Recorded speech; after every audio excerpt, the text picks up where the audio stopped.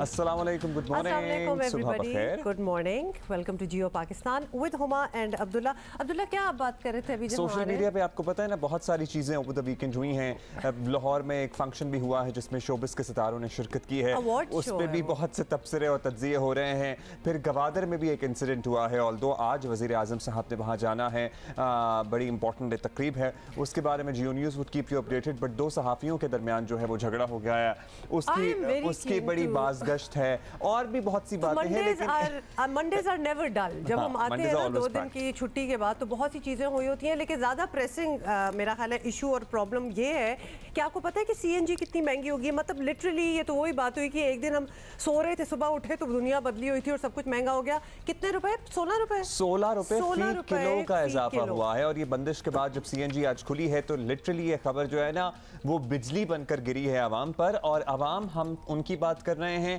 जो रिक्शे वाले हैं, जो पब्लिक ट्रांसपोर्ट चलाने वाले हैं, जिनको मजीद वो 126 भी जब थी प्राइस इसकी सीएनजी की, even then it was too much. और अब एकदम से जी आपको पता चले कि 16 रुपए और ऊपर चली गई है।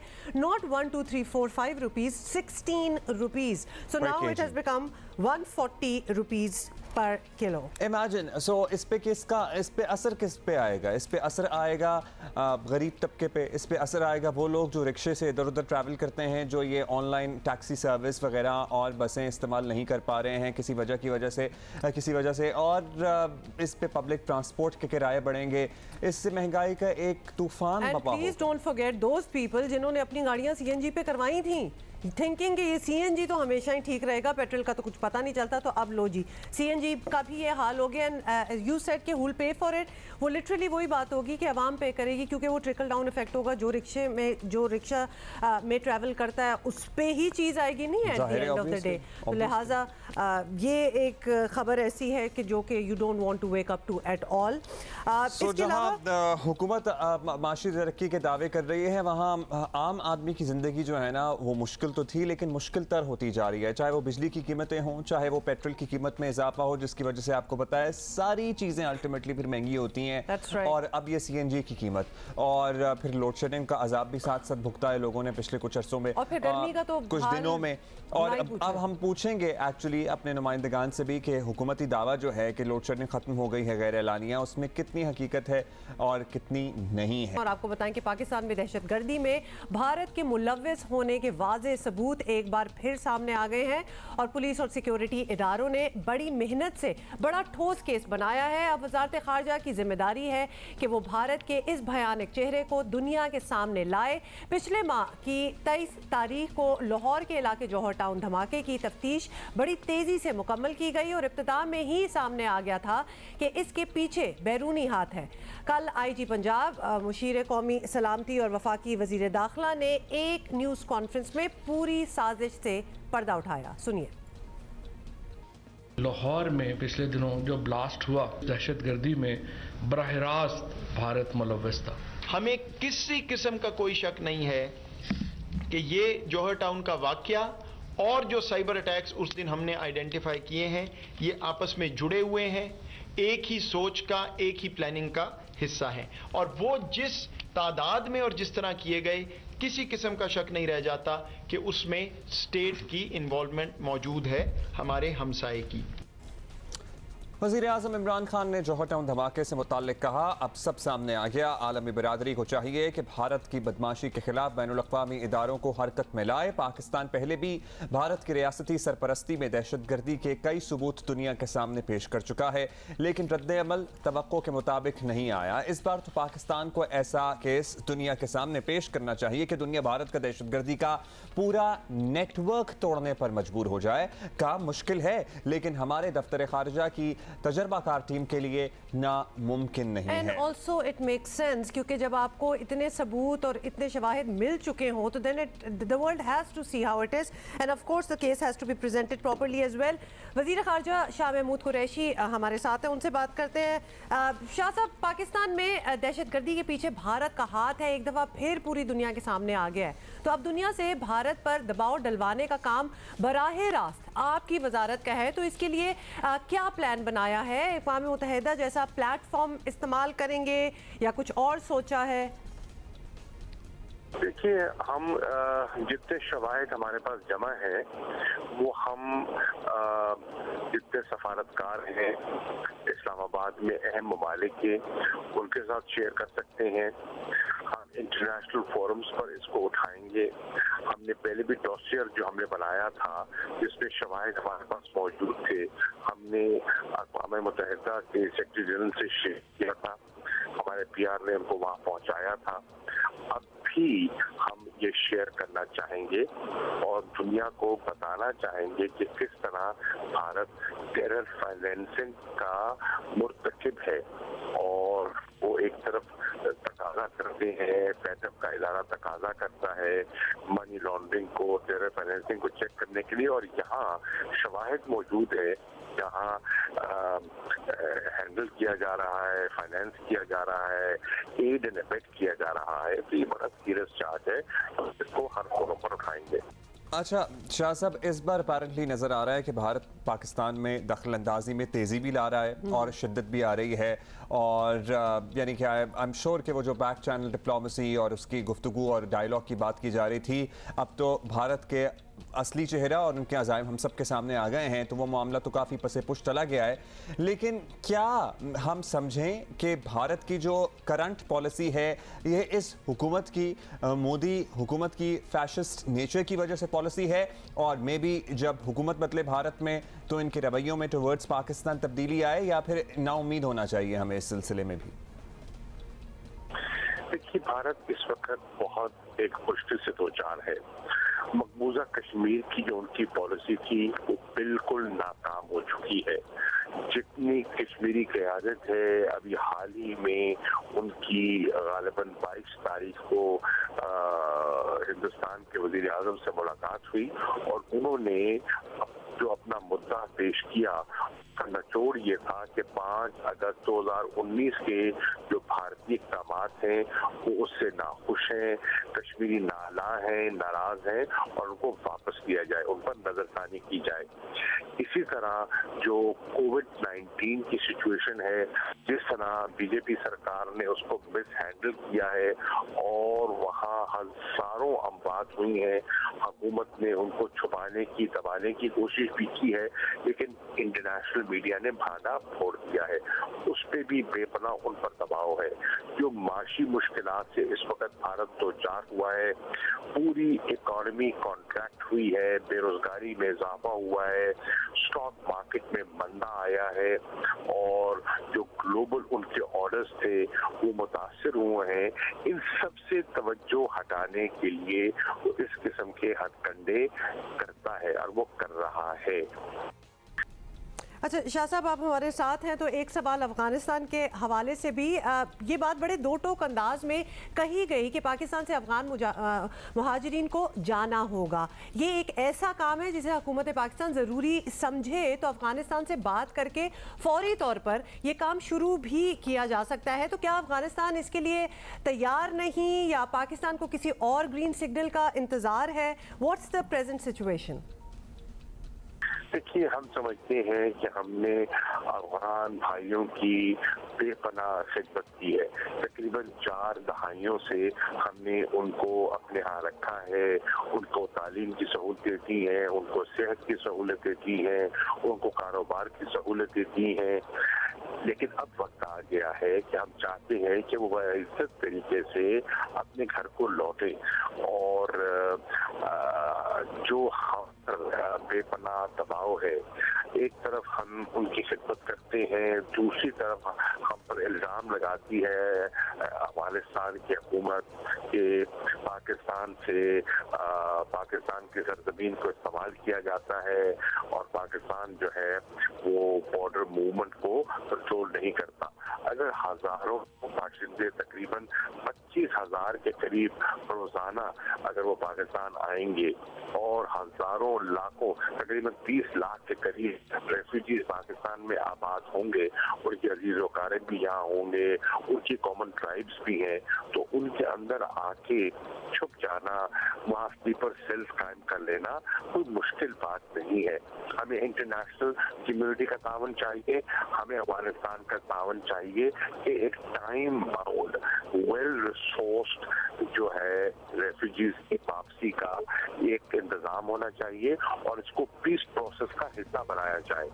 होना तो चाहिए और बहुत पहले हो जाना चाहिए था। बहुत शुक्रिया आपका शाह महमूद कुरैशी साहब हमारे साथ मौजूद थे। बट आई वंडर कि ये इन हालात में कैसे होगा जब अफगानिस्तान में ऑलरेडी केओस की सूरत मतलब हाल है। बीच में pockets of peace and security थोड़ी सी लोगों को नजर भी आई होगी, तो अब मेरा नहीं ख्याल कि कोई ऐसी एक्सपेक्टेशन है, अब तो बिल्कुल ही नहीं जाना चाहेंगे। Instead we should be mentally prepared कि जो मजीद इन्फ्लक्स आएगा अफगानिस्तान से रेफ्यूजीज का, उसको किस तरह हैंडल करना है और उसको आने देना है नहीं आने देना है। We should be thinking on those lines instead of this कि हमारी जो ऑलरेडी लोग दिहाइयों से मौजूद हैं उन्हें कैसे वापस भेजें, because it is a very tall order. और ये बिल्कुल आपने सही बात की है कि इन्फ्लक्स जो आना है उसके लिए भी प्रिपेयर्ड रहें, तो लिहाजा इनको भेजने की एक preparation might work might not work, लेकिन जो आ सकते हैं उनके लिए तो कुछ किया जाए। जिस तरह से लोग जाहिर है जिस तरह वहाँ लड़ाइयाँ बढ़ रही हैं और हालात कशीदा हो रहे हैं, कोई सेफ हेवन तो ढूंढने की कोशिश करेंगे वहाँ की आवाम भी। अच्छा जी, मूविंग ऑन। और आपको पता है वीकेंड पे बड़ी वीडियोस जो हैं वो वायरल होना स्टार्ट हो जाती हैं, कुछ हमें बड़ी इंडियरिंग लगती हैं, then we want to share them with you.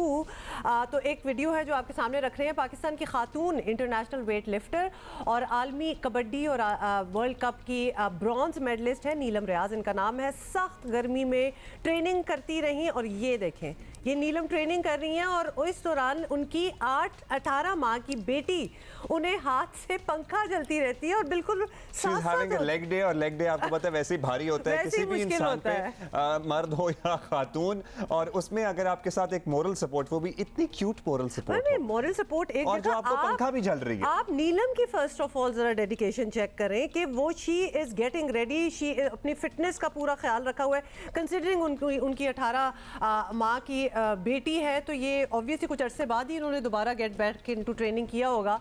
And nothing will stop her, not even her daughter. और इस बेबी का नाम है जी ज़रमीन, and she is cutie and she is even lifting dumbbells. So वो भी अपनी मामा के नक्शे कदम पर ऐसा लगता है चलने को तैयार है। जब ये इस उम्र में भी, हालांकि हम कहते हैं ना कि आज याद रहेगा, लेकिन ये सारे इंप्रेशंस हैं, वो देख रही है अपनी माँ को कि हार्ड वर्क कितना ज़रूरी है कुछ भी अचीव करने के लिए। और माँ को देखें डेडिकेशन, मतलब बच्चे हो जाते हैं छोटे तो बहुत से हज़ार बहाने बन जाते हैं कि भाई हम नहीं कर सकते या ये नहीं हो सकता। शी इज़ एट इट, तो उन्होंने अपना एक गोल सेट किया हुआ है। सो हम यहाँ नीलम की तो बात कर ही रहे हैं, लेकिन एट द सेम टाइम उन तमाम खवातीन के लिए इंस्पिरेशन है जो अपनी फैमिली लाइफ की वजह से अपने गोल्स परसू नहीं कर पा रही हैं। तो अगर आप करना चाहें तो आप कर सकती हैं। देखिए, और एक बड़ी इंपॉर्टेंट बात, करना इंसान को खुद ही होता है। जो इर्द गिर्द लोग हैं ना, जैसा कि आपका शौहर, आपके ससुराल वाले, आपके वालिदैन आपको सपोर्ट दे सकते हैं, लेकिन आपने जो ठानी होती है ना, उसके लिए पहला कदम आपको खुद ही उठाना पड़ता है। तो अगर आप किसी इंतजार में बैठी रहेंगी कि मेरे मियाँ मुझे यहाँ आके ले जाएंगे और ये करा देंगे, तो ऐसा नहीं होने वाला। आपको खुद ही निकलना है और आपको खुद ही अपना काम करना है, और उसके साथ मियाँ आपके ये कर लेंगे कि बच्चों को पीछे से संभाल लें। So you have to take that first step. उसके लिए भी आप दुआ करें कि ऐसा हो जाए, क्योंकि कभी कभार ये भी नहीं होता। Neelam has set a great example by the way, और आई एम सो हैप्पी कि इन्होंने ये वीडियो जरूर शेयर की। I can't wait to see that car now that you showed us in the beginning. वो लिमोजीन yes चाहिए ना आपको। मुझे पता था शुरू में आप कह रहे थे कि झूठा लेना है, मतलब बेसिकली उसमें झूला लेना है ना, फिरना है, थोड़ा सा राउंड लेना है। अच्छा जी, तो लंबी चौड़ी लिमोजीन गाड़ियां मगरबी ममालिक में तो खूब नजर आती है, वैसे इधर भी इक्का दुक्का नजर आ जाती है। मुझे याद आ गया वो सुहेल वड़ाइच साहब का एक शो था दीदार के साथ, वो दीदार की लिमोजीन थी, दीदार लिमोजीन में घूम रही थी, सुहेल वड़ाइच साहब भी बैठे हुए थे। मुझे भी याद आ गया, लेकिन आई ऑफन वंडर्ड कि वो दीदार की होगी। नहीं, बाद में उन्होंने क्लियर कर दिया था because of the show she rented it out. Oh well. अच्छा जी, तो पाकिस्तान में वैसे कम नजर आती हैं, लेकिन आ जाती हैं जिस तरह हम कह रहे थे। तो इसकी बुनियादी वजह तो यही है कि ऐसी लग्जरी गाड़ियां जो हैं वो काफ़ी महंगी होती हैं obviously, but of course we can do anything. तो गुजरांवाला के एक कार मैकेनिक हैं और उनको लिमोजीन का बहुत शौक था, तो उन्होंने क्या किया कि खरीदे कौन जाके, इतनी महंगी है, वर्कशॉप मेरे पास है, खुद ही बना देता हूँ। उन्होंने अपना वर्जन बनाया जनाब, और मजीद इस बारे में हमें बताएंगे हमारे कॉरेस्पॉन्डेंट हैं Usman Khalil. Over to you Usman. जी, आपको मेरे अकम में एक लेमोजिन नज़र आ रही है। ये कोई इंपोर्टेड लेमोजिन नहीं, बल्कि ये पाकिस्तान मेड लेमोजिन है। गुजरांवाला के रिहायशी कार मैकेनिक जुल्फ़िकार ने इसको खुद जो है 4 माह में तैयार किया है। 28 फुट लंबी ये गाड़ी है। आइए हम इसके इंटीरियर और इसमें क्या क्या फीचर्स हैं इसके अंदर चलते हैं और आपको दिखाते हैं।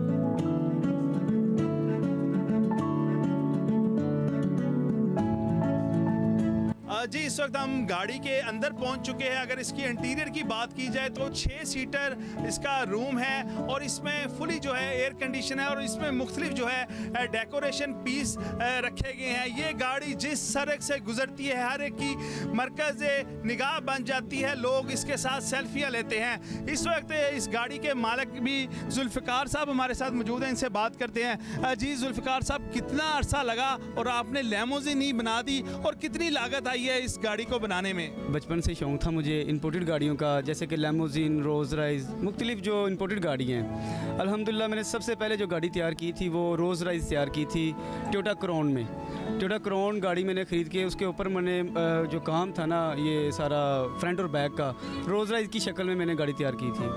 वो गाड़ी जब मैंने तैयार की है तो उसे माशाल्लाह मुझे काफ़ी अच्छा जो है ना रिस्पांस मिला है। तैयारी में मेरा तकरीबन कोई 18 से 20 लाख जो है ना इसके ऊपर ख़र्च आया। मुख्तलिफ सामान जो है मैंने कुछ लाहौर से कुछ गुजरांवाला से परचेज़ करके इसे गाड़ी को तैयार किया है। मजमूई तौर पर कितने पैसे की ये तैयार हुई है? तकरीबन ये 35 के करीब जो है ना मेरा मुकम्मल गाड़ी ख़रीद के 4 माह में सारा इस पर ख़र्च करके तकरीबन इतना मेरा ख़र्चा आ गया मुकम्मल गाड़ी पे। और आइंदा क्या ख्यालात है आपके? इसके तरह की और भी कोई गाड़ियाँ तैयार करने का प्रोग्राम है? जी बिल्कुल, मेरा अल्हम्दुलिल्लाह एक गाड़ी मैं ऑलरेडी तैयार कर रहा हूँ जो रोज़ राइस लीमो तैयार कर रहा हूँ मैं, और छोटी गाड़ी भी इंशाल्लाह तैयार करूँगा मैं।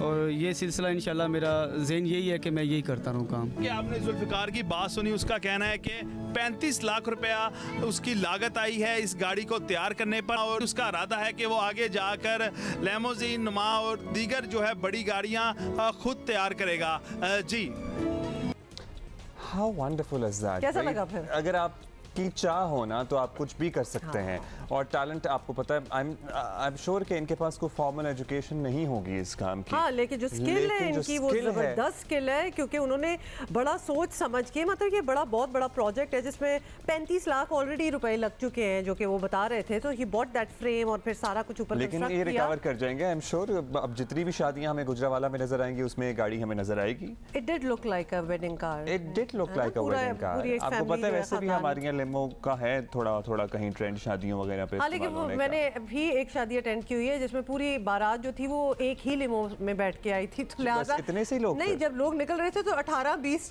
जब निकलना स्टार्ट हुआ ना तो बाकी बोर होके साइड पे खड़े हो गए थे। तो वो जरा फनी सीन भी लग रहा था, बट नॉवेल्टी फैक्टर है भाई। ये तो डबल स्टोरी थी वैसे। इसमें तो ऊपर मैं कहता हूँ बीच में एक पट्टा डाल के छत भी डाल सकते हैं। ये तो आप इसको तो शादी हॉल भी बना सकते हैं आप तो। लिमिटेड हो गए 2-4 बुला के इसी में निकाह कर लें। But we liked it, we still liked it. Indeed we did. Break लेंगे, ब्रेक के बाद दोबारा हाजिर रहेंगे। Good morning.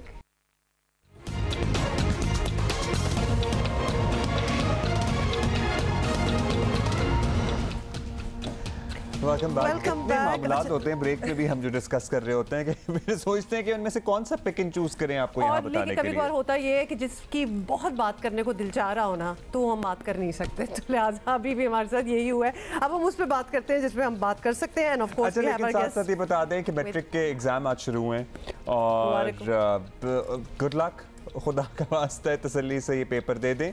ये पेपर से पहले के मनाज़िर में शदीद टेंशन का ये टाइम होता है और मेरी तो हवा खुश्क हुई भी होती थी। मैं आपको एक बात बताऊं, ये ऑब्वियसली वैसे ही कितना मुश्किल ये साल 1.5 साल गुजरा और बच्चे तो आज सुबह तक भी यही एहतजाज कर रहे थे कि एग्जाम्स को कैंसिल किया जाए या पोस्टपोन किया जाए। लेकिन ये हाल आप एक्सपेक्ट कर रहे हो, एग्जाम्स ना कर रहे हो, ये हाल होता ही है। तो मैं तो यही कहूँगी कि अब हो ही रही है चीज़ तो एक्सेप्ट करो और अच्छे पेपर दो और आगे चलो। इसमें इतना 9:30 बजे एग्जाम शुरू हो गया है। बच्चों अच्छा पेपर दें। अब इस बात को भूल जाएं कि आपके एग्जाम कैंसिल होने या पोस्टपोन होने हैं। 2-3 तो पेपर हैं, पढ़ के दे दें एग्जाम। मुझे बच्चों के मास्क देख के भी थोड़ी सी हंसी आ रही है। ऑब्वियसली जब माँ बाप सर पे ना हो तो मास्क भी इधर ही पहुंच जाता है और जब अपने दोस्तों में आके खड़े हो जाएं तो फिर तो ये हालात होते ही हैं। इस टाइम में सिर्फ टेंशन पर्चे की होती है और किसी चीज की दुनिया में कोई चीज और कुछ याद भी नहीं हो रहा आ हो रही आपको नहीं फिक्र होती है उसकी। खैर अभी हम अब एक बहुत ही इंपॉर्टेंट टॉपिक डिस्कस करेंगे। खुसूसी अफराद हमारे माशरे का अहम हिस्सा है। ये रिवायती सा जुमला है, बहुत दफ़ा सुना है, बहुत दफ़ा पढ़ा है, लेकिन एक्चुअली हकीकत ये है कि हमारी सोसाइटी में बहुत सारे मामलात में नज़रअंदाज इन्हें किया जाता है। इनकी बड़ी तादाद है, लेकिन फिर भी आपको कितनी जगह ये फ़ाल किरदार अदा करते हुए नज़र आते हैं? टू बी ऑनेस्ट, मैंने ओवर द ईयर्स सिवाय वैले पार्किंग के कुछ बड़े मॉल्स और रेस्टोरेंट्स के कहीं इनको एक बेहतर नौकरी, बेहतर काम करते हुए नहीं देखा। और अभी रिसेंटली कुछ सालों में हमने देखा है कि एक इंटरनेशनल फास्ट फूड चेन है जिन्होंने एम्प्लॉय करना शुरू किया, एज अ पॉलिसी उन्होंने करना शुरू किया, विच इज़ जस्ट ऑसम। उसके अलावा यू आर वेरी राइट कि हमने भी नहीं देखा चाहता। ये तो जो हम जो बात कर रहे हैं बड़ा अफसोसनाक रवैया है जिसे बदलने की ऑब्वियसली कोशिश करनी भी चाहिए। और कुछ ऐसी ऑर्गेनाइजेशंस हैं जो ये काम कर भी रही हैं और जिनमें से हम आपको अभी मिलाएंगे भी। एक तंजीम है जी नाउ PDP और उन्होंने कुछ तजवीज़ पेश किए हैं और इस तंजीम के एग्जीक्यूटिव डायरेक्टर उमैर अहमद हमारे साथ हैं। उमैर से ही पूछ लेते हैं कि उमैर ये क्या हो रहा है? ये है कि स्टेट बैंक ने एक पॉलिसी जारी की है for the differently abled people और उस पॉलिसी में बहुत से पॉइंट्स नाउ PDP की तरफ से तजवीज़ करदा हैं जो इन्होंने दिए थे।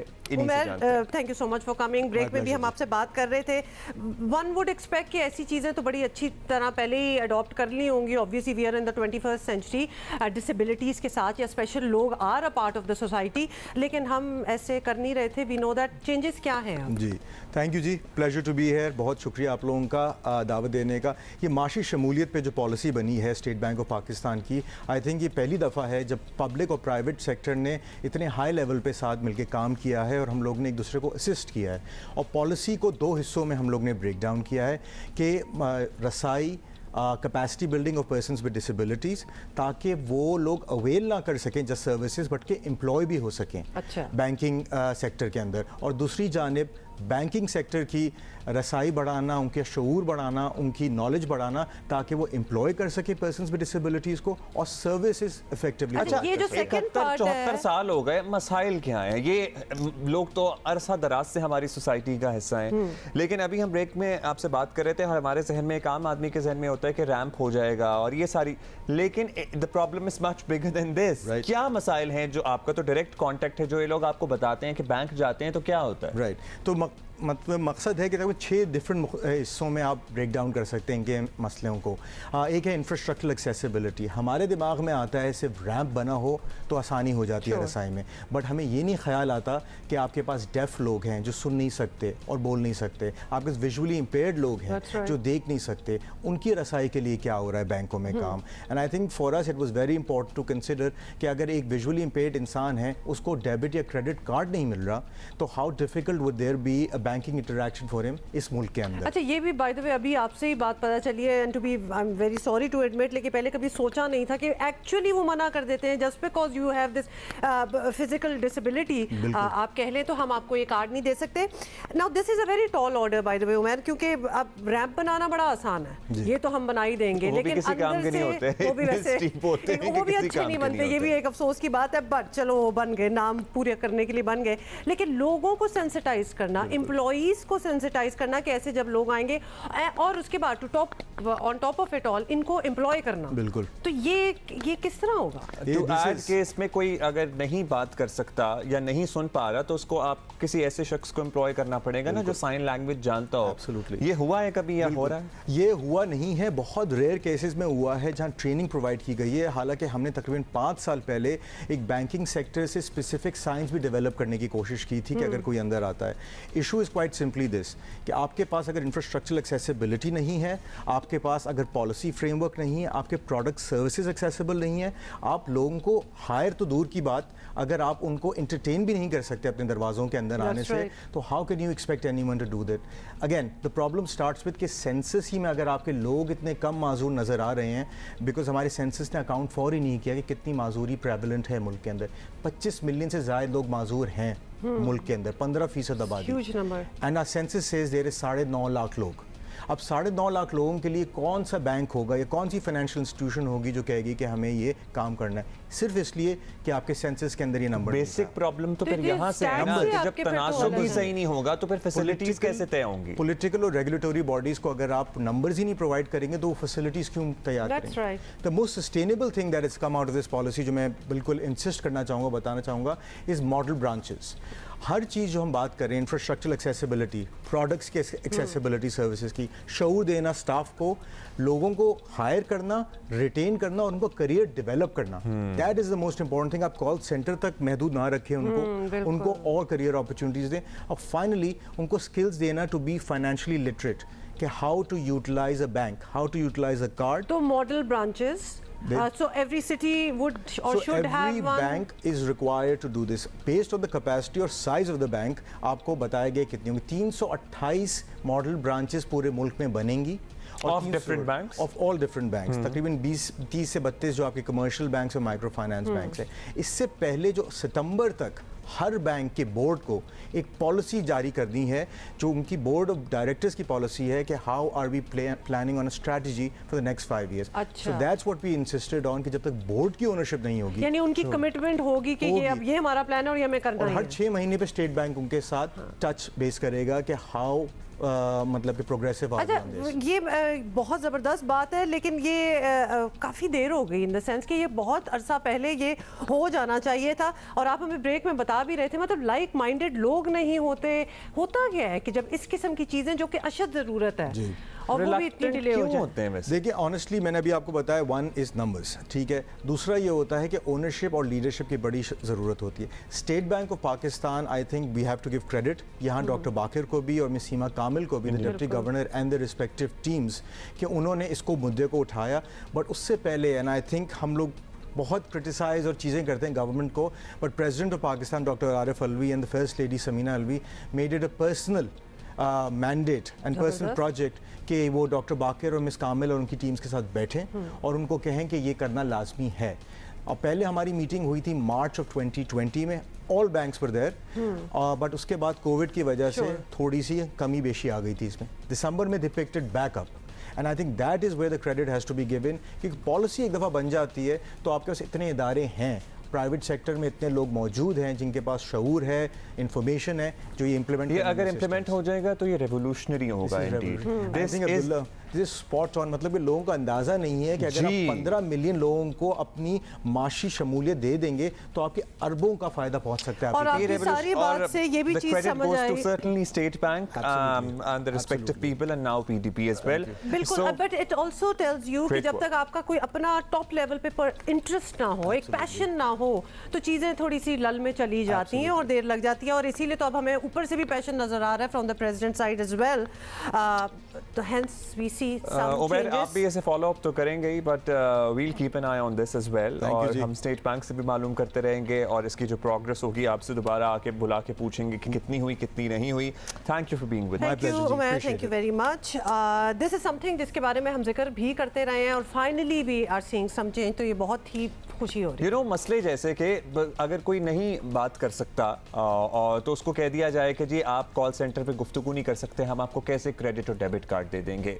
अगर कोई नाबीना शख्स है तो उसे कह दिया जाए कि जनाब आपका तो कार्ड चोरी हो जाएगा, आपको कैसे जारी कर दें। और ये वो मसाइल है जो हम सोच भी नहीं सकते। और ये वो लोग हैं जो आपसे ज्यादा अकम्प्लिश्ड होंगे, आपसे ज्यादा पढ़े लिखे होंगे, आपसे ज्यादा डिजर्विंग होंगे, लेकिन सिर्फ इस बिना पे उनको ये चीजें ना देना क्रिमिनल है ऑलमोस्ट। तो सोचे इस बारे में, इंशाल्लाह थिंग्स आर चेंजिंग नाउ।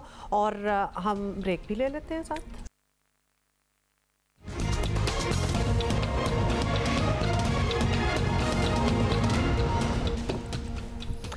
अच्छा, हमें कहा यह जा रहा है कि लोड शेडिंग पे बात की जाए, और मैं बात करने से ना मुझे कुछ खौफ आ जाता है और गर्मी लग जाती है, क्योंकि गर्मी का ऑलरेडी आलम जो है वो एटलीस्ट कराची में तो टॉप लेवल पे, और उसके बाद अगर बिजली भी ना हो तो मुझे लगता है शायद इसी वजह से आधा पाकिस्तान जो है ना वो पहाड़ों का रुख कर रहा है। एक दफ़ा आप फेसबुक का अपना पेज रिफ्रेश करें ना तो 4 लोग हुंजा में चेक इन कर चुके होते हैं इतनी देर में और उन 4 में हम नहीं होते, तो लिहाजा उस पर ज़रा माशाल्लाह और भी गुस्से में गर्मी और ज़्यादा लगती है। तो शदीद गर्मी में लोड शेडिंग ने आवाम को परेशान कर दी है, वो तो आपको पता चल ही गया है। अगरचे कहा जा रहा है कि सूरत हाल बेहतर हो रही है, लेकिन खास तौर पर पंजाब में लोड शेडिंग अब भी एक बड़ा मसला है, जहां घंटों बिजली गायब रहती है।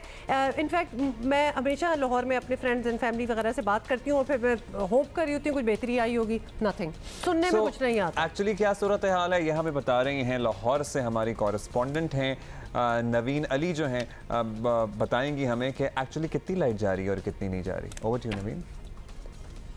जी, शहर लाहौर में बिजली की लोड शेडिंग ने शहरियों को परेशान किया हुआ है और सूरत हाल ऐसी है कि लोड शेडिंग बहुत ज़्यादा हो रही है। घंटों बिजली गायब रहती है। पहले ये होता था कि अगर बिजली गई है तो आधे घंटे बाद या 1 घंटे के बाद उसने वापस आ जाना है, लेकिन अगर अब बिजली जाती है तो 2-2, 3-3 घंटे जो है बिजली गायब रहती है और शहरी इस सबसे खास से परेशान नजर आते हैं। लोड शेडिंग तो अपनी जगह पे, लेकिन जो ट्रिपिंग का मसला है इसकी वजह से घरों की चीज़ें ख़राब होना शुरू हुई हैं।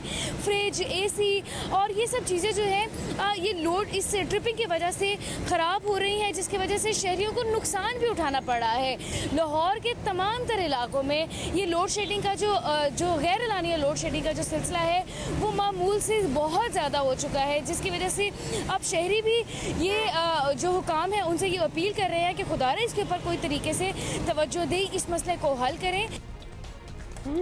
गर्मी है भाई, सारी नवीन की बात से मुझे ये समझ आई कि बहुत ज़्यादा गर्मी है। अच्छा, आप हमें ट्वीट करके बताइए @Jio Pakistan TV पे कि आपके इलाके में क्या लोड शेडिंग जो गैर एलानिया हो रही थी पिछले हफ्ते बहुत ज़्यादा, उसमें बेहतरी आई है, उसमें कुछ कमी आई है?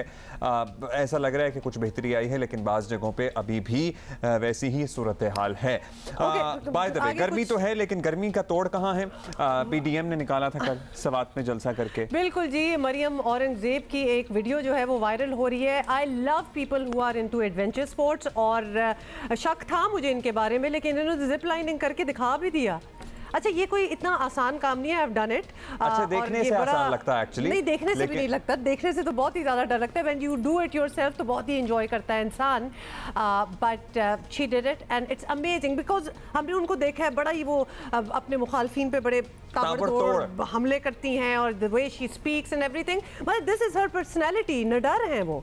She's very brave। इस काम के लिए आपको निडर होना चाहिए, और मरियम औरंगजेब निडर हैं, इसमें तो किसी को शक नहीं है। लिहाजा कौन कन्वर्ट हुआ इनको? देखिए, Abdullah, are you going to do it? I guess अगर आपकी मॉरल सपोर्ट सबकी रही साथ तो फिर कर लेंगे किसी ना किसी दिन ये काम भी। अरे किस अंदाजा करें कि व्यू आपको उस मूवमेंट से, अच्छा मुझे ना से व्यू मुझे क्या ठीक मिलता है होगा? ये मुझे लग रहा है कि इतनी हाइट नहीं है, मुझे असल में उन जिप लाइन से ज्यादा खौफ आता है जो बहुत हाइट से शुरू होती हैं, जैसे दो, ये भी जब आप यहाँ खड़े होंगे ना तो हाइट आपको जैसे 2 बिल्डिंग्स की छत पे अगर आप जिप लाइन लगा देना तो वो बड़ा टेंशन वाला मामला हो जाता है। द बेस्ट, जबरदस्त किस्म का ये लग सकता है।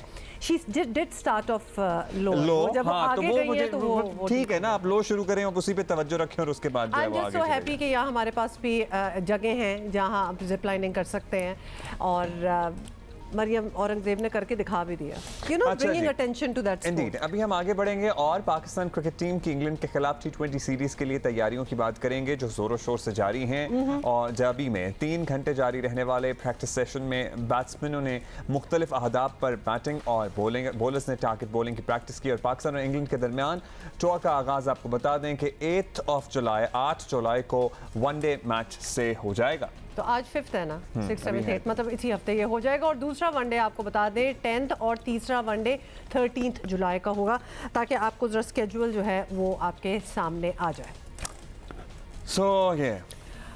अच्छा जी, साथ ही वैसे तो और भी थोड़े से थे, लेकिन मेरा ख्याल है कि अभी हम ब्रेक लेंगे and this is going to be a headline break. और कोविड की सूरत हाल जो ऐसा लग रहा है कि खुदा न खास्ता बढ़ सकती है अगर हमने एहतियात अगले घंटे पे इस पे बात करेंगे।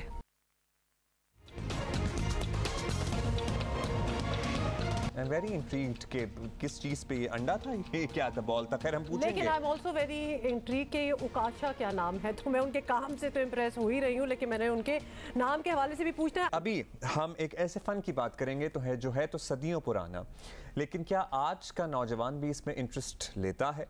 और अगर इंटरेस्ट है तो वो किस लेवल का है, और क्या इस फन को अब जदीद टेक्नोलॉजी के मुताबिक इवॉल्व किया जा रहा है, उसका इस्तेमाल करके इसको पहुंचाया जा रहा है लोगों तक। हमने बताया ही नहीं कि हम बात क्या कर रहे हैं, तो पहले हम बता तो दें कि हम बात क्या कर रहे हैं। ऑफ कोर्स कि उसमें कितनी जिद्दत आई है, इस पर भी बात कर लेंगे। खताती और ख़ास तौर पर इस्लामिक कैलीग्राफी हमारे खित्ते का एक बड़ा फ़न रहा है, और एक तासुर ये है कि कंप्यूटर वगैरह आने के बाद ये फ़न दम तोड़ चुका है। लेकिन हमें बड़ी अच्छी तरह पता है कि बिल्कुल ऐसा नहीं है। अब भी बहुत से ऐसे बाकमाल लोग हैं जो इसे ज़िंदा रखे हुए हैं, and one of them is with us in the studio today. Ukasha Mujahid इनका नाम है। बचपन से इन्हें शौक था, इनकी this runs in the family. Ukasha, welcome to Geo Pakistan.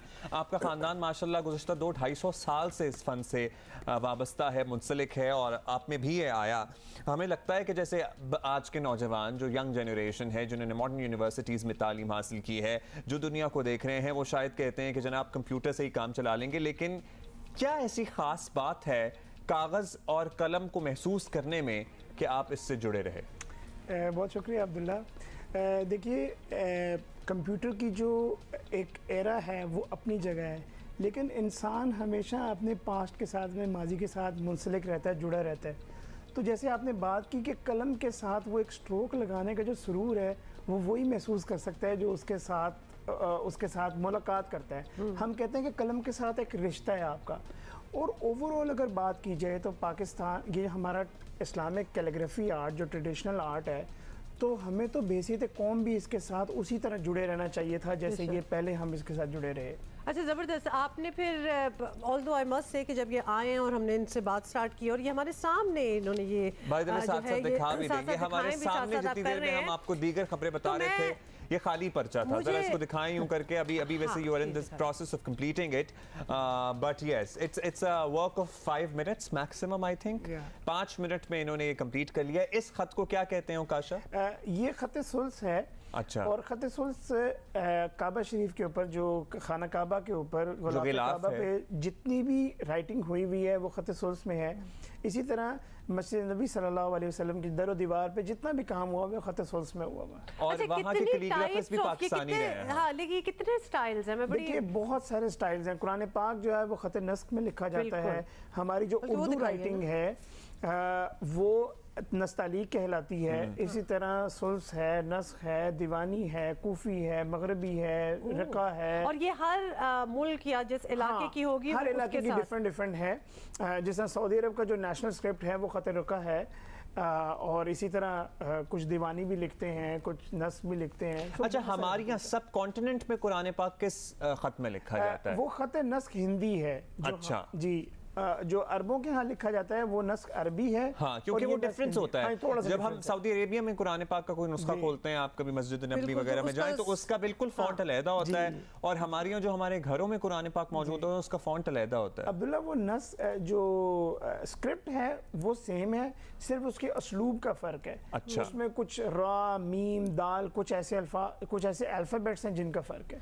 अच्छा, ये आपको भी दिखाएं और इनको भी दिखाएं जरा कि ये हमें समझाएं कि ये एंगल्स और डिग्रीज का क्या फर्क पड़ता है इससे? बुनियादी तौर पे जो स्क्रिप्ट होता है ना वो सारा मेजरमेंट के ऊपर चल रहा होता है। ये जो कलम है इसकी ये निब विड्थ है। जितनी निब विड्थ का आपने अल्फाबेट बनाना है उतनी निब विड्थ की उसकी मेजरमेंट होगी, उसकी साइज होगी। जैसे मिसाल के तौर पे जो बा है वो 6 नुकात की है, यानी कि 6 नुक्ते, इस विड्थ साइज के 6 नुक्ते होंगे।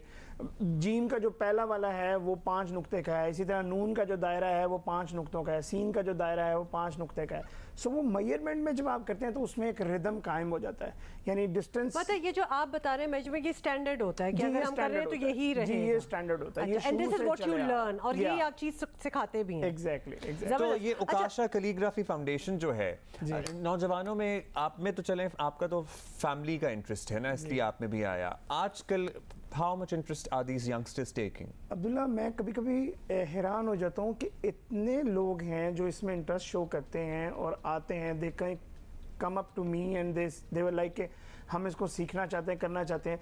मेरा ख्याल है कि इंस्टाग्राम ने इसके ऊपर बहुत ज़्यादा वो डाला है कि लोग इंस्टाग्राम के ऊपर अपनी वो जब आर्ट डालते हैं, अपना काम डालते हैं, हाँ, तो लोगों को बड़ा इंटरेस्ट होता है कि अच्छा हम भी सीखें। और इसके साथ साथ मैं समझता हूँ कि एक हेल्दी एक्टिविटी है, यानी आप मोबाइल से और दूसरे मीडिया से निकल के आप हाथ के साथ कुछ कर रहे हैं, और वो जो सेल्फ प्रेजिंग का एक सिलसिला है ना, वो भी एक बड़ा अच्छा है। और पेरेंट्स भी, और फिर आप ये कर रहे हो तो अचीव भी कितना अच्छा करें। अच्छा, एक सवाल जो कि सारे यही सोच रहे होंगे कि अभी तक ये क्यों नहीं पूछा, उकाशा क्या नाम है? आप you were born in Japan. I mean, I am so curious, जब से आप आए I want to ask you, जल्दी से बता दे, टाइम नहीं। That's an interesting question.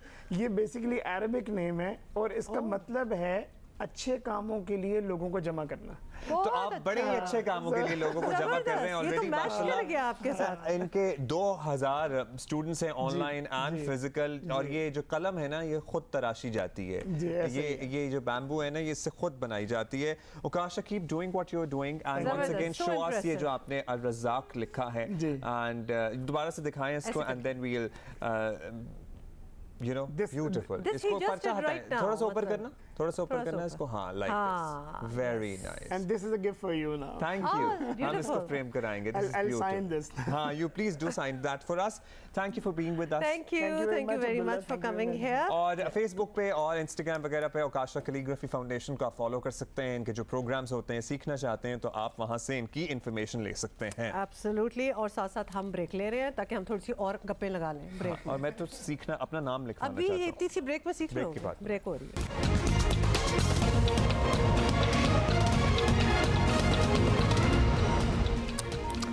Welcome back जी। अच्छा, कल सिर्फ जिपलाइन ही नहीं की है मरियम, तो वही तो मैं बता रही हूं, और भी कुछ हुआ है। But I really wanted, I have 2 cents on the zipline as well. चले एनीवे उसके बारे में हम बाद में करेंगे क्योंकि we have to talk about this. आपको बताएं कि कई माह बाद पाकिस्तान डेमोक्रेटिक मूवमेंट एक बार फिर मुतहरिक हुई है। PDM याद है ना, जो कि बिल्कुल ही खत्म होना स्टार्ट हो गई थी, तो अब दोबारा से आ गई है जी सामने। और इस बार मुस्लिम लीग नून को मरियम नवाज नहीं, मुफाहमत पसंद समझे जाने वाले खुद शहबाज शरीफ लाए हैं और हुकूमत को एक नए चैलेंज का सामना हो सकता है। वैसे तो हुकूमत PDM को कोई बड़ा खतरा नहीं मानती, लेकिन पीपल्स पार्टी और ANP के निकल जाने के बाद तो हुकूमत और पुरएतमाद हो गई। सुन लें कि पहले क्या कहा था। आज बड़े मुश्किल में पड़े हुए हैं, मुझे तरस भी आता है कई दफ़ा उनके ऊपर। वो कभी कहते हैं हम आज गवर्नमेंट गिरा देंगे, 3 महीने कभी देते हैं गवर्नमेंट को, कभी 31 दिसंबर में गवर्नमेंट जाएगी, कभी कुछ हो जाएगा। तो मुझे तो अब उनकी फिक्र पड़ गई कि ये अब साथ रह जाएंगे या नहीं रहेंगे, क्योंकि गवर्नमेंट ने तो इंशाल्लाह जो हम मुश्किल वक्त से निकले हैं, ये भी 5 साल में तो इंशाल्लाह, और अभी अगले साल ये और रफ्तार बढ़ेगी इसकी। जो अगली इंशाल्लाह हमारी हुकूमत आएगी उसमें फिर पाकिस्तान और तेज़ी से ऊपर जाएगा। और कल कई माह से बेजान पड़ी PDM का सवात में एक जलसा हुआ। मुस्लिम लीग नून का वफ्द इस बार मरियम नवाज के बजाय शहबाज शरीफ की क़यादत में शरीक हुआ और हुकूमत को घर भेजने के दावे दोहराए गए। क्या रेपिटेशन हुई और क्या कहा शुरका ने, ये भी सुनिएगा। इमरान खान न्याजी की सीट उसी तरह खाली होती है जिस तरह गरीब की जेब खाली होती है। ये है वो शख्स जिसने पाकिस्तान की मईशत को तबाह कर दिया है। महंगाई आज आसमानों से बातें कर रही है। ये है वो नया पाकिस्तान, इससे तो पुराना पाकिस्तान बेहतर था। BRT मुसावर बसें चलती हैं फिर चलती हैं। वो जो कहता है कि सब्र करो, घबराओ नहीं, मैं आप कहता हूँ कि घबराओ और इसको भगाओ, इसके बगैर गुजारा नहीं है। इमरान खान पाकिस्तान की सियासत का गैर जरूरी हिस्सा है। पाकिस्तान की सियासत में हुकूमत बनाने से पहले उसकी अहमियत नहीं थी और हुकूमत बनाने के बाद उसकी कोई अहमियत नहीं। आज उसके जाने के दिन करीब आ गए हैं। ये भी आपने सुन लिया, तो ये बड़े डिटर्मिन्ड हैं and they are back with a bang, जिसको कहा जाता है। रहनुमा तहरीक इंसाफ सेनेटर फैसल जावेद खान हमारे साथ हैं, उनसे भी पता कर लेते हैं कि उनके क्या तासुरात हैं। Faisal, thank you so much for taking out time for us. हुकूमत कहती रही कि PDM ख़त्म हो चुकी, ये लोग तो बेरोज़गार हैं, लेकिन फिर उन्होंने सवात में जलसा कर ही दिया। हुकूमत को घर भेजने की बात भी हो गई, तो अब भी यही कहेंगे कि PDM ख़त्म हो गई है या अब कुछ रियलाइजेशन हो रही है कि इट्स वेरी मच देयर? अस्सलाम वालेकुम अब्दुल्ला, अस्सलाम वालेकुम हुमा, बहुत शुक्रिया आपने प्रोग्राम में दावत दी। PDM ख़त्म हो चुकी थी पहले ही। PDM तितर बितर है और PDM चाहे उल्टी टकरे मार लें, इधर से उधर टकरे मार रहे हैं, जलसे कर रहे हैं, करते क्या हैं। पहले जलसे शुरू किए और कहा जी लाहौर फैसला करेगा मीनार पाकिस्तान पर, और वो लाहौर ने फैसला कर दिया, रिजेक्ट कर दिया। फिर उन्होंने कहा नहीं हम दोबारा से जलसे शुरू करते हैं। फिर सेकंड फेज किया इन्होंने, अब ये तीसरा कह रहे हैं। अब दोबारा जब किए वो भी फ्लॉप हो गए, तो अब तीसरे जलसे करके देख रहे हैं, ये भी फ्लॉप ही होंगे। तो PDM जो है वो इनके सतीफे जो थे वो लतीफे बन गए हैं। जलसे इनके सारे फ्लॉप हैं, अंदर से टूट फूट आपके सामने है। तो PDM तो गॉन और पाकिस्तान मुस्लिम लीग नून इन्ना लिल्लाहि व इन्ना इलैहि राजिऊन। अच्छा, आपने तो फातिहा पढ़ ली है पीडीएम की, ये बताइएगा फैसल के इस जलसे में इस बार शहबाज शरीफ बाय द वे आए और शहबाज शरीफ ने भी हुकूमत के खात्मे की बात की है, लेकिन डिफरेंस ये था कि उन्होंने वोट की ताकत से कहा जी हम हुकूमत बदलेंगे, यानी अपेरेंटली वो इलेक्शन के जरिए निज़ाम बदलना चाहते हैं। ये तो बहरहाल है तो जमहूरी बात, जमहूरी तकाजा है, जमहूरी ख्वाहिश है उनकी। आपकी क्या राय है? शहबाज शरीफ आपको लगता है कि सिस्टम के साथ चलने के लिए तैयार है? देखिए, ये जो अपोजिशन है पहले दिन से इन्होंने छुई मुई ऑपोजिशन की है, कंस्ट्रक्टिव ऑपोजिशन की ही नहीं है। इन्होंने तामीरी ऑपोजिशन अगर की होती तो बेहतर होता, लेकिन इन्होंने किया क्या? पहले दिन से जिस वक्त वजीर आजम इमरान खान साहब पहली बार असेंबली में स्पीच कर रहे थे, इन्होंने वहां से शोर शराबा शुरू किया और हर पब्लिक इंटरेस्ट की लेजिस्लेशन में ये नैब ऑर्डिनेंस के अंदर 38 में से 34 शिक्के अपनी मर्जी की तबादले में चाहते हैं कि वो चेंज हों। बेसिकली वो एनआरओ है, तो उसको लाते हैं हर जगह पर। अगर ये तामीरी ऑपोजिशन करें, कंस्ट्रक्टिव ऑपोजिशन करें, अभी भी करें, इलेक्शन रिफॉर्म्स पे आए, हमारे साथ बैठें, जो इनकी फीडबैक है वो दें। इलेक्शन रिफॉर्म्स बहुत ज्यादा जरूरी हैं और ऑपोजिशन को प्राइम मिनिस्टर इमरान खान साहब ने खुली दावत दी है कि आप इलेक्शन रिफॉर्म्स पर आएं।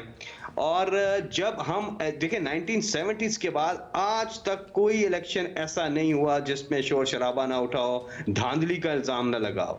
तो जब फ्री एंड फेयर इलेक्शन यकीनी बनाना है, उसके लिए ट्रांसपेरेंसी लेके आनी है, तो इलेक्शन रिफॉर्म्स की तरफ हमें जाना पड़ेगा और ये क्रॉस द बोर्ड तमाम पार्टीज के लिए है। इसलिए ऑपोजिशन को चाहिए कि वो तामीरी ऑपोजिशन करदा करें, लेकिन ये क्या करते हैं, ये सिर्फ अपनी जो करप्शन के केसेस हैं उनसे निजात चाहते हैं। बदले में ये कहते हैं अगर आप ये कर दें तो हम आपके साथ कानूनी जो अवामी जो लेजिस्लेशन है उसमें हिस्सा तब डालेंगे जब आप हमारे साथ हमारे केसेस खत्म करेंगे। यही फैटअप में इन्होंने किया और अब फिर ये लेन देन के चक्कर में है इलेक्शन रिफॉर्म्स के ऊपर। इमरान खान साहब क्लियर कर चुके हैं कि उस चीज को इससे जोड़ना नहीं है, वो आपको नहीं मिलेगा। एनआरओ जो है वो नहीं मिलेगा, वो 38 में से 34 शिकें तब्दील नहीं होंगी, उसको आप साइड पे करें। बाकी जो पब्लिक इंटरेस्ट की लेजिस्लेशन है उसमें आए, हुकूमत के साथ बैठें ताकि कानून साजी के अमल में आगे जाएं, बिलखुसूस इलेक्शन रिफॉर्म्स। अच्छा फैसल, आपकी बात तो सुन ली, लेकिन इस जलसे के बाद ऑपोजिशन बहरहाल सियासी मैदान में एक्टिव हो चुकी है, ये तो बड़ा क्लियरली नज़र भी आ रहा है। एक तरह से इंतखाबी मुहिम वाला सीजन आ चुका है, if you want to say that. तो हुकूमत अपनी इंतखाबी मुहिम कब चलाने वाली है? आपका काउंटर प्लान क्या है? देखिए, ये इस जलसे से तो फिर ये बेनकाब हो गए हैं। ये जलसा, ये पीडीएम सारी जमातें मिलके ये जलसा कर रही हैं और जलसे में इतने लोग भी नहीं आते जितने फवाद खग्गा के वलीमे पे आ जाते हैं। ये जलसियां, ये छोटी छोटी जलसियां हैं, दूर दूर लोग खड़े हुए हैं, बीच में से गाड़ियां गुजर सकती हैं, फासला रख के लोग ज्यादा दिखाने की कोशिश करते हैं। अच्छा, कोरोना में एसओपीज फॉलो करने चाहिए, सोशल डिस्टेंसिंग रखनी चाहिए, और उसमें ये लोग फैले हुए नजर आपको आते हैं। ये कोई जलसे नहीं है, ये जलसे करने जो मर्जी कर लें, अवाम इन चेयरों को रिजेक्ट कर चुकी है। इमरान खान साहब का पूरा फोकस परफॉर्मेंस के ऊपर है, कामों के ऊपर है, जिस तरह से इनकलाबी इकदाम किए हैं, काम कर रहे हैं, उधर को हमें ऑपोजिशन से कोई खतरा नहीं है। हमने अपनी कारकर्दगी पर अगला इलेक्शन जो है वो जीतना है और उसकी तैयारी है। आप परफॉर्म करें और वो परफॉर्मेंस दिखा रहे हैं, वो कारकर्दगी दिखा रहे हैं, और इसी कारकर्दगी पर ही पाकिस्तान तहरीक इंसाफ जो है दोबारा इंशाअल्लाह, अल्लाह को मंजूर हुआ तो दोबारा इक्तदार में आएगी। इस ऑपोजिशन से कोई खतरा नहीं है। ये एक नहीं 200 जलसे करें, बार बार जलसे करें, इनके जलसे हमारे लिए बेहतर है। चले, थैंक यू फैसल जावेद साहब। फैसल, आपकी फवाद खग्गे के बाद मैंने कोई बात नहीं सुनी, क्योंकि मैं सोचना स्टार्ट हो गई कि ये खग्गा कौन है। तो फिर इससे ये भी पता चल गया कि आप तो बड़ी फिल्में देखते हैं और आपका तो बड़ा इंटरेस्ट है और आपने नाम भी याद रखा हुआ है, ये इंपॉर्टेंट बात थी। लेकिन आपने ये उम्मीद जाहिर की है कि पाकिस्तान तहरीक इंसाफ, आप कह रहे हैं कि परफॉर्मेंस की बुनियाद पे दोबारा इक़्तिदार में आएगी और आप बड़े पुरुम्मीद हैं। बॉटम लाइन ये कि you are not worried about PDM getting back और परफॉर्मेंस आपने कहा जी हाँ अपनी कैंपेन परफॉर्मेंस के जरिए दिखा रहे हैं। इस पे हम जरा एक इंडिपेंडेंट तज्जिया सुहेल वड़ाइद साहब का भी लेंगे, लेकिन अभी हमारे एक गिफ्ट तैयार है, वो हम ले लें जरा। उकाशा को हम वैसे तो खुदाफिज कर चुके हैं, लेकिन तोहफा उन्होंने हमने उनसे रिक्वेस्ट की कि बना दें। Beautiful. Okay, I am going to show it here. हाँ, ये wow, how does it, so beautiful. ये अभी हमारे सामने बैठ के इन्होंने बनाया है व्हाइल वी वर टॉकिंग, और ये मेरे लिए ये आप रख लेंगी? यस, ये जिसके हाथ में होता है उसी का होता है। अपने डेस्क पे लगाएंगे ऑफिस में। ठीक ये है, हमारी thank you Kasha, thank you so much. ये बिल्कुल हमारी टीम के लिए है। आई जस्ट सेट कि ये मेरे लिए, this is going to be on our wall in the office. ठीक है जी, और अभी हम सोहेल वड़ाइच साहब के पास चलते हैं। सोहेल वड़ाइच साहब, थैंक यू। सीनियर तज्ज़िया का सीनियर सहाफ़ी वड़ाइच साहब, पाकिस्तान डेमोक्रेटिक मूवमेंट फिर मुतहरिक हुई है। सवात में एक बड़ा हुकूमत मुखालिफ जलसा भी हुआ है। पीपल्स पार्टी लेकिन इसमें मौजूद नहीं है, एनपी नहीं है। उनकी अदम मौजूदगी में आपको लगता है कि ये तहरीक मौसर हो सकती है और ऑपोजिशन वालों की उम्मीदें जो हैं वो बर आ सकती हैं? पीडीएम का सवात में जलसा सियासी लिहाज से अच्छा रहा। देखना ये है कि देखें, चाहे पीएमएलएन हो चाहे जेयूआई हो, ये दोनों बड़ी जमातें हैं और जाहिर है ये अगर अलग अलग भी जलसे करना चाहें अपनी पार्टियों के तो इनके जलसे मुतासर कुन होते हैं, पहले भी मुस्लिम लीग नून के भी और जेयूआई के भी, और जब ये दोनों मिल जाएं तो जाहिर है बड़ा जलसा कर सकती हैं। लेकिन जहाँ तक मुअस्सर इत्तेहाद की बात है तो वो तभी मुमकिन था जब साथ पीपल्स पार्टी भी होती, मुख्तलिफुल ख्याल पार्टीज़ होती, मुख्तलिफ मकातब फ़िक्र, मुख्तलिफ सियासी नज़रियात। अब ये महदूद हो गया है इत्तेहाद पीपल्स पार्टी के जाने से, और मेरा ख्याल है इसका दायरा कार उतना बड़ा नहीं है जितना पीडीएम का उस वक्त था जब पीपल्स पार्टी साथ थी। पीपल्स पार्टी जब साथ होती है तो ज़्यादा मौसर होता, इंडीड ज़्यादा मौसर होता है, क्योंकि मुख्तलिफुल ख्याल जमातें जब इकट्ठी होती हैं तो उसमें ज़ाहिर है तो ये अभी ज़्यादा जान पड़ जाती है। फ्रैक्चर्ड लग रहा है, मतलब इतनी यूनाइटेड नहीं है ऑपोजिशन जितनी ऑब्वियसली अगर कोई इन्होंने बड़ा स्ट्रॉन्गर स्टांस लेना है तो they are not that strong right. चले वड़ाइच साहब, थैंक यू। आपकी खूबी यही है कि आप मुख्तसर बात करते हैं और पूरी सूरत हाल समझा देते हैं, और एक लफ्ज़ भी मैंने सुना मुख्तलिफुल ख्याल। You have to practice that with me. मुझे ब्रेक चाहिए, इतना भारी लफ्ज़, I need a break.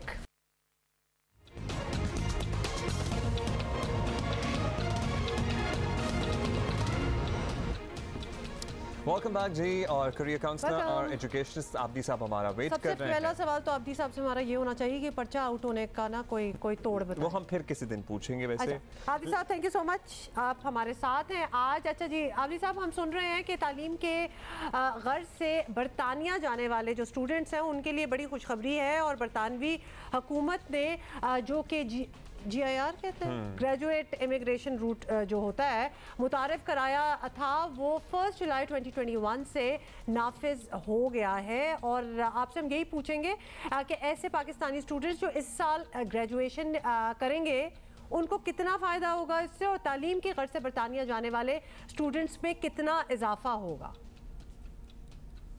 जी बिल्कुल, मैं समझता हूँ कि ये इंटरनेशनल स्टूडेंट मोबिलिटी में यूके का एक बहुत बड़ा इक़दाम है।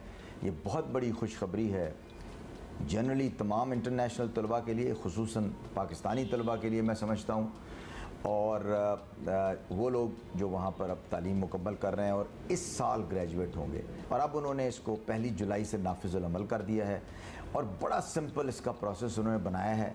और ये शुरू होता है इस तरह से कि आप अगर ग्रेजुएट कर रहे हैं तो जिस यूनिवर्सिटी से आप ग्रेजुएट कर रहे हैं उन्होंने आपको क्वालिफाइंग करके आपकी एलिजिबिलिटी को UKVI को बताना है, और फिर आपका जो स्टूडेंट का आपका जो बायोमेट्रिक कार्ड है उससे वो तमाम डेटा उठा करके और आप एक सिंपल सा एक एप्लीकेशन फॉर्म भरते हैं। इसकी 700 पाउंड फ़ीस मुकर्रर की गई है, तो आपको जो है ये टोटल वीज़ा बहुत ही सहूलत के साथ वीज़े की शक्ल में मिल जाता है, जिसे डिजिटल वीज़ा कहा जाता है, और फिर आप 2 साल के लिए मुल्क में रुक के काम कर सकते हैं। याद रखिए ये वीज़ा आपको काम करने की इजाज़त देता है, और जब आप काम करते हैं तो आपका एम्प्लॉयर आपसे खुश हो करके आपके काम को अगर एक्सटेंड करता है 2 साल से ज़्यादा, और आप में एक ख़ास स्किल है, तो यही वीज़ा जो है वो स्किल्ड इमिग्रेशन वीज़ा में भी कन्वर्ट हो सकता है। ठीक है जी, थैंक यू आबदी साहब। आई होप के स्टूडेंट्स को जो जाना चाहते हैं इंग्लैंड पढ़ने के लिए उनको फ़ायदा हुआ होगा। एक बड़ी इंपॉर्टेंट चीज़ जो मैं मिस नहीं करना चाहता, आपको दिखाना चाहता हूँ ताकि हमारा जो दिन है ना वो ज़रा अच्छा खुशगवार अंदाज में शुरू हो। अच्छा ये विजुअल्स हैं जी, थाईलैंड में एक पार्क में वाटर पाइप टूट गई और एक हाथी की तो मौजें ही मौजें हो गई। तो बेसिकली मुझे तो लग रहा है ये ऑलमोस्ट बेबी है, ये है ही बेबी एलिफेंट। ये बेबी एलिफेंट है। Baby elephants are so adorable. Human baby जो छोटे से होते हैं ना वो छोटे से हाथी लगते हैं। मोटू मोटू, और आपको पता है ना जितने मोटे होते हैं वो रिंकल्स हो जाती हैं। मुझे वैसे एलिफेंट का जो बच्चा है ना, इट इज वैसे तो हर जानवर का क्यूट होता है, लेकिन it's very cute. We will see you tomorrow, bye, have a great day.